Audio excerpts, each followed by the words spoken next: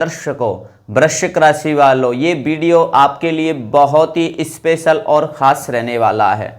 मैं लेकर आया हूँ वृश्चिक राशि की शनि ढैया का जो अंतिम परिणाम है, और शनि की ढैया 29 मार्च 2025 को आपसे पूरी तरह से ख़त्म हो जाएगी और आपका जीवन धीरे धीरे सुधरेगा 29 मार्च 2025 तक। लेकिन कुछ महीने बाकी हैं, शनि वक्री हैं, 15 नवंबर तक रहने वाले हैं। अब जो बचा हुआ जो समय है वृश्चिक राशि का शनि ढैया का, वो कैसे रहने वाला है, सारी चर्चाओं को मैं करूंगा आपके साथ। आचार्य राधा रमन। चैनल पर नए आए हैं तो चैनल को सब्सक्राइब कर लीजिए, कमेंट में हर हर महादेव जरूर लिखिए। देखिए, वृश्चिक राशि, शनि चल रहे हैं आपके चतुर्थ भाव में, वक्री अवस्था में चल रहे हैं, अपनी राशि में स्वयं बैठे हैं लेकिन वक्री हैं, और कुंभ राशि में शनि राहु के परिणाम देते हैं। अब वृश्चिक राशि के जो है कि थोड़ा सा आलस और डिस्प्रेशन, तनाव और कर्जे की स्थिति बनी हुई है। अब क्या है कि आपको कुछ समय और बाकी है, इसलिए आपको अब विशेष सावधानी 3 रखनी है। वो पहली 3 सावधानी है, पहला तो स्वास्थ्य का ध्यान रखें, दूसरा अपने रिश्तों का ध्यान रखें। पति पत्नी का एक का स्वास्थ्य खराब हो सकता है या मतभेद हो सकते हैं, और या जो अनमैरिड हैं उनकी शादी में रुकावट हो सकती है। मित्रों के साथ पार्टनर में आप कोई काम करते हैं तो कुछ नुकसान आपको हो सकते हैं। और दूसरा यह है कि राहु आपके पंचम स्थान में बैठने से, ये स्थान संतान का, शिक्षा का, एजुकेशन का होता है।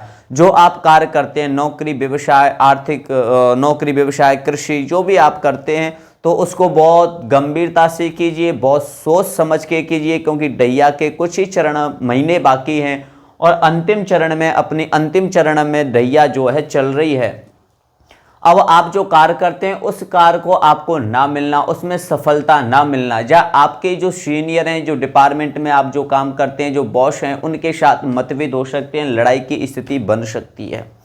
इसलिए सावधान रहने की आवश्यकता है। केतु आपके आय स्थान में बैठे हैं, आय तो आपकी हो रही है, धीरे धीरे स्थिति पहले से थोड़ी सुधार है, पर लेकिन आय जिस हिसाब से बढ़नी चाहिए उस हिसाब से आपकी आमदनी नहीं बढ़ रही है। अगर आप पर शनि, राहु या केतु की इन तीनों में से कोई दशा है तो आपकी बहुत ही परेशानी से आप गुजर रहे होंगे, जैसे कि तनाव, डिस्प्रेशन, कर्जा स्थिति, शत्रु परेशान, भय, चिंता, ये आपको सता रही होंगी।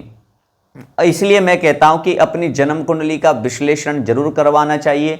अगर अपनी परेशानियों का समाधान आप हमसे चाहते हैं तो वीडियो में दिए हुए नंबर पर संपर्क करें, परामर्श शुल्क हमारा लागू है।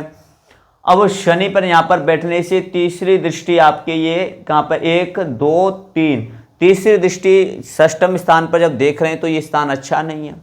अब यहाँ पर दृष्टि होने से वो होगा क्या कि आपके जो आप बेफिजूल का सोचना करेंगे, आपके अंदर कुछ डर सा रहेगा, कुछ बहस सताएगा, कर्जा होगा, कंपटीशन हो सकता है, शत्रु आपके रह सकते हैं।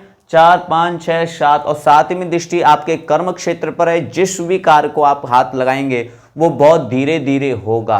मानिए कि जो 2 महीने में होना है वो 1 महीने में होगा, जो 1 महीने में आपका काम होना चाहिए वह 15 दिन में होगा। 7 8 9 10 10वीं दृष्टि आपके तन भाव पर है, तो इसलिए वृश्चिक राशि वालों को स्वास्थ्य का विशेष ध्यान भी रखना चाहिए।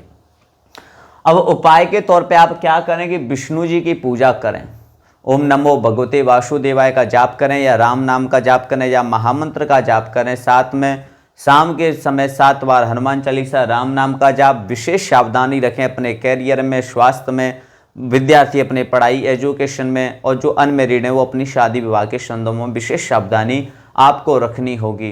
इन सावधानियों को आप रखते हैं, हनुमान चालीसा के पाठ, विष्णु जी के मंदिर में आप जाना प्रारंभ करते हैं, तो धीरे धीरे ढैया अंतिम चरण में है, आपको थोड़ी सी राहत मिलेगी और ढैया के बाद आपका जीवन बदलेगा। बस आपकी दशा और जन्म कुंडली में ग्रह स्थिति अच्छी होनी चाहिए। अगर आपकी लगन कुंडली, जन्म कुंडली में ग्रह स्थिति अच्छी है, दशा अच्छी है, तो ढैया के बाद निश्चित ही जो नुकसान हुआ है वो उसकी भरपाई होगी। अगर आपकी ग्रह स्थिति अच्छी नहीं है या आपको अपनी लगन कुंडली के बारे में नहीं पता है तो अपनी डेट ऑफ बर्थ के माध्यम से आप हमसे संपर्क कर सकते हैं, अपनी कुंडली का विश्लेषण हमसे करवा सकते हैं, अपनी समस्याओं का समाधान जान सकते हैं, अपने जीवन के बारे में आप हमसे जान सकते हैं। मुझे दीजिए आज्ञा, मिलता हूँ आपसे मैं अगले वीडियो में। जब तक के लिए आपका जीवन मंगलमय हो।